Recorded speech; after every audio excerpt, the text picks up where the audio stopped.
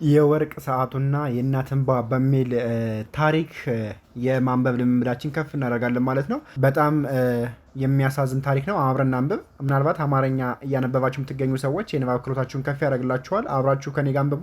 እንቀጥል። ርዕሱ የሚለው የወርቅ ሰዓቱና የእናት እንባ። በአንድ አነስተኛ የገጠር መንደር ውስጥ የሚኖሩት እመቤት አልማዝ ባለቤታቸው በለጋ ዕድሜያቸው ከተለያያቸው በኋላ አንድ ልጃቸውን ሳሙኤልን ብቻቸውን ነበር ያሳደጉት። እመቤት አልማዝ አቅማቸው የፈቀደውን ያህል በእንጨት ፍለጋና በባልትና ስራ ደክመው ሳሙኤልን ለትምህርት አበቁት። ሳሙኤል በትምህርቱ በጣም ጎበዝ ስለነበር የከፍተኛ ትምህርቱን ለማጠናቀቅ ወደ ከተማ ወጣ። በከተማው ቆይታው አዳዲስ ጓደኞችን አፈራ። ነገር ግን በእናቱ ድሃነትና አኗኗር ትንሽ ይፈራና ያፍር ነበር። አልፎ አልፎ እናቱ ሊጠይቁት ወደ ከተማ ሲመጡ እባክሽን እዚህ አትምጪ፣ ጓደኞቼ ያዩሻል እያለ ይገፈትራቸው ነበር። እመቤት አልማዝ ግን ልባቸው እየተሰበረም ቢሆን አይዞህ ልጄ፣ ዋናው አንተ ደስ ይበልህ እያሉ እንባቸውን እየጠረጉ ወደ ገጠሩ ይመለሱ ነበር። ከዓመታት በኋላ ሳሙኤል ተመርቆ ጥሩ ስራ ያዘ። አንድ ቀን እናቱ በጽኑ ታመው እንደሆነ የሚገልጽ ስልክ ደረሰው። ሳሙኤል በችኮላ ወደ ገጠር ተመለሰ። ሆኖም ቤት ሲደርስ እናቱን ሕይወታቸው አልፎ አገኛቸው። እናቱ ከመሞታቸው በፊት ባጠገባቸው ላለችው ጎረቤት የሰጧትን አንድ ትንሽ በጨርቅ የተጠቀለለ ዕቃና ደብዳቤ ለአልማዝ ልጅ እንድታስረክብ አዝዘዋት ነበር። ሳሙኤል የሚንቀጠቀጡ እጆቹን ዘርግቶ ደብዳቤውን ከፈተው። የኔ ውድ ልጅ ሳሙኤል፣ በሕይወቴ ሙሉ በሰጠሁህ ማናቸውም ነገር ካሳፈርሁ ይቅርታ ጠይቃለሁ። በከተማ ትምህርት ወቅት እንዳላስቸግርህና እንዳልጎዳህ ብዬ ከራቅሁበት ጊዜ ጀምሮ አንድም ቀን አንተን ሳላስቡ እያላውቅም።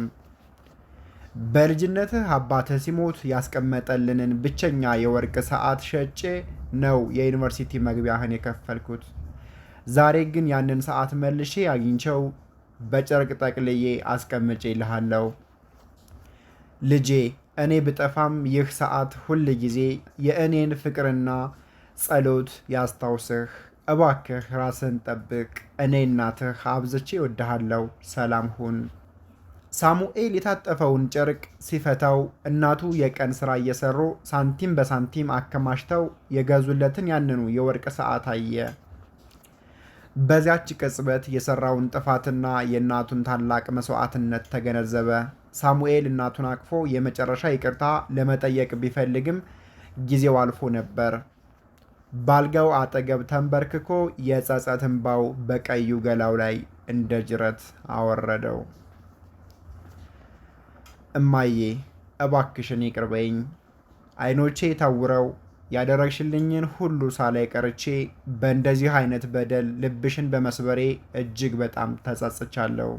ለእኔ ስትይ የተቀበልሽውን ስቃይና መስዋዕትነት ለመረዳት ዘገየው። ዛሬ ግን ላንቺ ያለኝ ፍቅርና ክብር በልቤ ውስጥ ለዘላለም ይኖራል። እናቴ፣ ሁሌም እወድሻለሁ። ምን ተማራችሁ ከታሪኩ? ምንስ ተገነዘባችሁ? እስኪ ኮመንት ሳጥን ላይ አስቀምጡልኝ ማለት ነው። እንግዲህ ታውቃላችሁ እናት አባቶቻችን እንዲሁም የቅርብ ወዳጅ ዘመዶቻችን ጓደኞቻችን ሊሆኑ ይችላሉ ማለት ነው። በህይወት እያሉ ምንም የማይመስለን ነገር ካጣናቸው ግን ከአቅምና ከመጠን በላይ ተጸጽተን ምና ያኔ ባደረግነው ብለን ያው ራሳችን እንወቅሳለን ማለት ነው። ስለዚህ ከዚህ ታሪክ በጣም ብዙ ነገሮችን ልንማር እንችላለን። ምናልባት ዋናው መልእክቱ ምንድን ነው? ምናልባት አማርኛ ማንበብ የማትችሉ ከሆነ ታሪኮችን እንደዚሁ ልክ እንደነዚህ አይነት ጽሁፎችን ማንበብ የማትችሉ ከሆነ በውስጥ መስመር መማር ትችላላችሁ። ስልኩ ታች ላይ አለላችሁ፣ ደውሉልን። ከሀገር ውስጥም ሆነ ከሀገር ውጭ መሆናችሁ መማር ትችላላችሁ። አሳውቁን።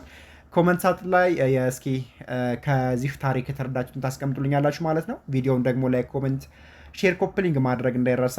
ለአካውንቱ ወይም ለቻናሉ አዲስ ከሆናችሁ ፎሎ አድርጉ፣ ወይም በዩቲዩብ ደግሞ ሰብስክራይብ አድርጉ።